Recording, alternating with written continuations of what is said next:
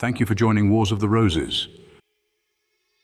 And this is Mosaic Symbolism from the Encyclopedia of Freemasonry by Albert G. Mackey.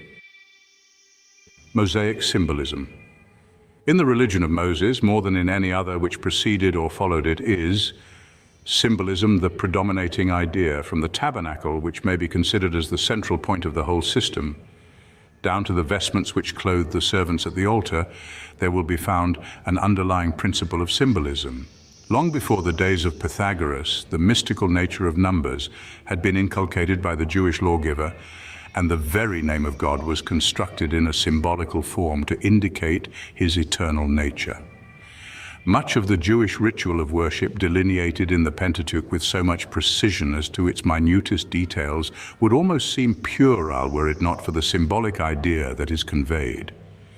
So the fringes of the garments are patiently described, not as decorations, but that by them the people, in looking upon the fringe, might remember all the commandments of the Lord and do them. Well, therefore, has a modern writer remarked, that in the symbolism of the Mosaic worship it is only ignorance that can find the details trifling or the prescriptions minute. For if we recognize the worth and beauty of symbolism, we shall in vain seek in the Mosaic symbols for one superfluous enactment or one superstitious idea. To the Freemason, the Mosaic symbolism is very significant, because from it Freemasonry has derived and transmitted for its own uses many of the most precious treasures of its own symbolical art. Indeed, except in some of the higher and therefore more modern degrees, the symbolism of Freemasonry is almost entirely deduced from the symbolism of Mosaism. Thus, the symbol of the temple, which persistently pervades the whole of the ancient Masonic system, comes to us directly from the symbolism of the Jewish tabernacle. If Solomon is revered by the Freemasons as their traditional Grand Master, it is because the temple constructed by him was the symbol of the divine life to be cultivated in every heart. And this symbol was borrowed from the Mosaic tabernacle, and the Jewish thought that every Hebrew was to be a tabernacle of the Lord has been transmitted to the Masonic system, which teaches that every Freemason is to be a temple of the Grand Architect. The Papal Church, from which we get all ecclesiastical symbolism, borrowed its symbology from the ancient Romans. Hence, most of the advanced degrees of Freemasonry which partake of a Christian character are marked by Roman symbolism, transmuted into Christian. But craft masonry, more ancient and more universal, finds its symbolic teachings almost exclusively in the Mosaic symbolism instituted in the wilderness. If we inquire whence the Jewish lawgiver derived the symbolic system which he introduced into his religion, the history of his life will readily answer the question.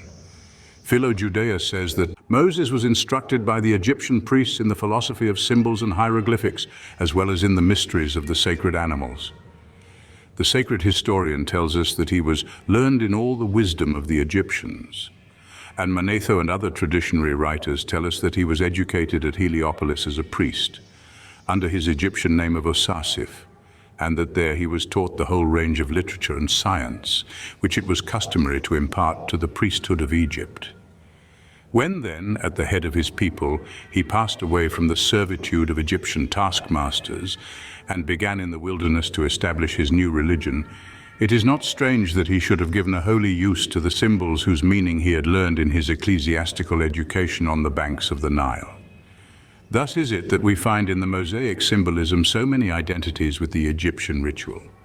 Thus the Ark of the Covenant, the breastplate of the high priest, the mitre, and many other of the Jewish symbols will find their analogies in the ritualistic ceremonies of the Egyptians. Regalini, who has written an elaborate work on Masonry considered as the result of the Egyptian, Jewish, and Christian religions, says on the subject, Moses, in his mysteries, and after him Solomon, adopted a great part of the Egyptian symbols, which after them we Masons have preserved in our own. See Dr. Mackey's Revised Symbolism of Freemasonry. Thank you for watching, and please don't forget to share, like, subscribe, and comment, and if you can, please consider donating to Wars of the Roses. Links to PayPal and Patreon are in the description. Thank you so very much.